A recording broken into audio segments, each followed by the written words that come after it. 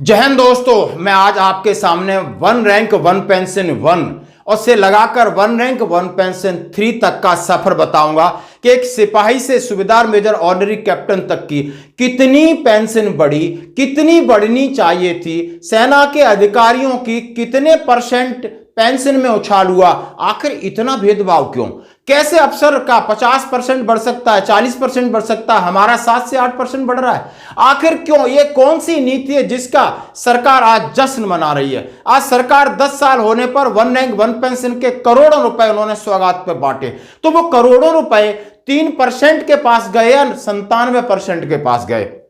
यदि आप भूतपूर्व सैनिक हैं, इस वीडियो को पूरा देखना। यदि आप 1 जुलाई 2014 के इसके विटनेस थे, यदि आपको इसके लाभार्थी थे और उसमें कुछ फायदा हुआ था, तो आरओपी 2 में क्यों नहीं हुआ, आरओपी 3 में क्यों नहीं हुआ? आखिर क्या है विसंगति जो सरकार हमारी बातों को लेकर सीरियस नहीं है, गंभीर नहीं है। एक तरफ वो जश्न मना रही है, हमारे सैनिकों के बीच में भेदभाव पैदा कर रही है, हमारे सैनिकों को बीच में बांट रही है। कोई आरओपी की तारीफ कर रहा है तो कोई आरओपी से दुखी है, सब दुखी हैं। और आज ब्लैक डे है, जैसा कि हमने सवेरे न्यूज में बताया था। सबसे रिक्वेस्ट करते हैं कि बहिष्कार करना होगा, एकजुट हो जाओ। आइए हम इन तथ्यों पर नजर डालते हैं। वो तथ्य आपको बताएंगे कि आपकी कितनी बड़ी, आपको भी पता चलेगा कि हम कहां से कहां तक 10 साल में पहुंचे हैं और क्या तरीका था। ये 10 साल में क्या किसी की पेमेंट नहीं बढ़ी होगी? क्या 3% एनुअल इंक्रीमेंट के हिसाब से 10 साल में उसकी 25 से 30% उसकी सैलरी नहीं बढ़ी होगी और उसका हम आधा कर दें तो क्या किसी की सैलरी कम हो सकती है? ये तथ्य गवाह हैं। यानी बिल्कुल कोई अनपढ़ आदमी भी इस बात को समझ सकता है कि वन रैंक वन पेंशन के नाम पर जेएसयू जवानों के साथ बहुत बड़ा धोखा है और इस धोखे की आड़ में दूसरों का फायदा हुआ है। जैसे कि मिलिट्री सर्विस हार्डशिप को लगाकर कि सैनिकों की जीवन खतरे में रहता है, जान खतरे में रहती है, इसलिए इन्हें 15,500 देना चाहिए। आपको मिले नहीं मिले, किसको मिले आप जानते हो, किसको खतरा है आपको। ऐसा ही खेल है ओआरओपी के साथ। आइए देखते हैं इस वीडियो को। सबसे पहले मैंने डाला है आपके सिपाही से लगा करके नायक, हवलदार, नायब सूबेदार, ऑनरी कैप्टन। फिर मैं बताऊंगा अफसर और जेएसयू में कितने परसेंट बढ़ोतरी। फिर मैं बताऊंगा आखिर हमारी मांग क्या है। और इस सब बिंदुओं को लेकर सबसे पहले 1/7/2014 को ओआरओपी 1 की शुरुआत होती है और 1 जुलाई 2024 पर 10 साल हो जाते हैं, उसका जश्न है। क्या ये हमारे लिए जश्न है या ब्लैक डे? इसको प्रूफ करना है ताकि इस वीडियो के ज्यादा से ज्यादा शेयर करें। कहीं भी आप टैग कर सकते हो, ये खुली छूट है। ओआरओपी 1 में जिस सिपाही 17 साल की 6,665 तनख्वाह थी, ओआरओपी 1 में फिक्स की गई और जाकर के वो 1 जनवरी 2016 में ये ओआरओपी 1 का ही फिगर मानिए, क्योंकि 2.57 फैक्टर लगा करके बढ़ोतरी हुई है और यहीं से हमारा शोषण शुरू होता है। तो 17,129 होती है, उसके बाद ओआरओपी 2 में 18,807 बढ़ती है। इसका मतलब 1,678 की बढ़ोतरी 5 साल में ये करते हैं। अब ओआरओपी 3 में 20,463 होती है, लगभग 3,000 की बढ़ोतरी होती है।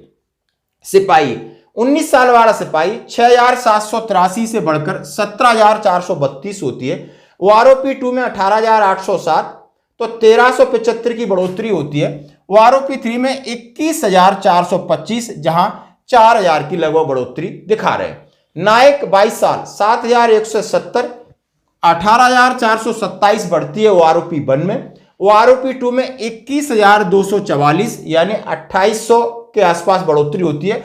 ओआरओपी 3 में 23,569 5,000 की बढ़ोतरी। ये 10 साल की बढ़ोतरी। ये जो फिगर है ये 1 से 3 में क्या डिफरेंस है? 2 से 3 में तो हुआ ही कुछ नहीं, 1 से 3 में जो डिफरेंस है। अब आते हैं हवलदार 7,808 थी, कन्वर्ट हुई 20,067 हुई, फिर 22,257 हुई। तो ओआरओपी 1 से 2 में 1990 का फर्क पड़ा। ओआरओपी 3 में 24,763 हुई, तो ये ओआरओपी 1 से लगा करके 4,700 का फर्क पड़ा। ऑनरी नायब सूबेदार 8,425 ओआरओपी 1 में फिक्स हुई, कन्वर्ट हुई 21,652।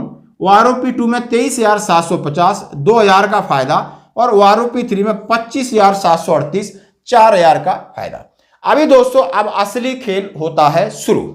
असली खेल, यदि ये खेल किसी न किसी रेशियो में, किसी न किसी सैंपथी में, किसी न किसी ग्रेजुअल ग्राफ के हिसाब से सबकी बढ़ती है, ये खेल शुरू होता है। यहां का खेल फिर जेसीओ का खेल, फिर अफसर का खेल देखना, नजारा वाली बात आएगी। नायब सूबेदार 10,450 थी, कन्वर्ट हुई 26,741 हुई। वारूपी-2 में 24,825 हुई, यानी -1916। इनको दिया और इनसे लिया, कैसा बैलेंस कर रहे हैं आपस में, तो इनकी नहीं बढ़ी, घाटे में चले गए। अब वारूपी-1 से फिर वारूपी-3 में 26,900। टोटल 10 साल में सफर सिर्फ 150 रुपए मिले, 10 साल में 150 रुपए मिले। समझ सकते हो, जब इनको मिलना है आपको कहीं भी इसमें वो कोई बेसिक मैथ नहीं दिखाई देगा कि हाँ यार इस आधार पर ये बढ़ा है या घटा है। अब बताओ 10 साल के अंदर 150 रुपए मात्र बढ़ने को राजी नहीं, और बीच में 2,000 रुपए कम कर दिए, यानी यहां दिए यहां लिए। 28 साल वाले नायब सूबेदार की बात करूंगा, 10,742 से सफर शुरू हुआ, 27,607 पर वारूपी-1 बनती है। वारूपी-2 में घटकर 26,075 हो जाती है, -1532। कैसे हो सकता है? इट इज पॉसिबल, बिल्कुल। यानी आपने जानबूझकर ये गलती है। कैसे हो सकता है? फिर वारूपी की परिभाषा क्या रही? यही रही कि पुराने वालों की नए वालों की बढ़ती रहती, उसके हिसाब से एडजस्ट करना। यहां तो अब उल्टा गंगा बह रही है कि नए वालों की पुराने वालों के साथ करनी पड़ रही है। आप ऑनरी लेफ्टिनेंट और कैप्टन के केस देख चुके होंगे। वारूपी-3 में 27,950, यानी 250 रुपए 10 साल में मुश्किल से बढ़ा है। अब और सूबेदार साहब का तो बहुत ही बुरा हाल है। 28 साल सूबेदार को 12,268 पे फिक्स किया था, 31,529 हुई थी। अब बढ़ना चाहिए था लेकिन उल्टा घट गया, 29,700 करके -1,830 घटते हैं। वारूपी-3 में जाकर 30,175 होते हैं, फिर भी 31,529 से 30,100, यानी 1,500 फिर भी घाटे में। यानी 10 वर्ष का जुलूस होना चाहिए था, और जहां 2014 से लग रहा है 5 साल और पीछे चले गए, 2009 की भी ज्यादा होगी। उल्टी चल रही है ट्रेन, यहां से ट्रेन बिल्कुल रिवर्स शुरू हो गई। यहां चली है, यहां से धीरे धीरे पीछे खिसकना शुरू हुई है और पीछे चली जा रही है। सूबेदार 30 साल का 12,690 से 32,613 पे फिक्स हुआ है। वारूपी-2 में 31,000 पे किया, यानी -1,600 सीधा हो गया है। फिर जाकर के 31,500, यानी 32,613 से अब 31,500 पे, फिर भी -1,100 है। अभी भी बेचारे उस लेवल पे नहीं आए। अरे कौन सी वारूपी भाई है। अब मैं बात करता हूं सूबेदार मेजर 30 साल का है, 13,045 से 33,526 होती है, और इसको 31,625 पे वारूपी-2 बना देती है, 2,000 नीचे गिरा देती है। और जाकर के इसमें 33,000, इसमें मात्र 100 से 150 रुपए फिर फर्क पड़ता है। यानी नायब सूबेदार major no change. Honorary lieutenant captain का तो मामला ही 3-4 प्रकार का बन गया है। एक था 35,000, यानी जो वर्तमान में ले रहे थे, फिर एक था पुराने वाले ले रहे थे, अब एक टर्म्स ऑफ एंगेजमेंट लगा के और बखियां उधेड़ दी। यानी 1 जनवरी 2016 से जो ऑनरी लेफ्टिनेंट कैप्टन आए उनकी 35 और 38,000 है।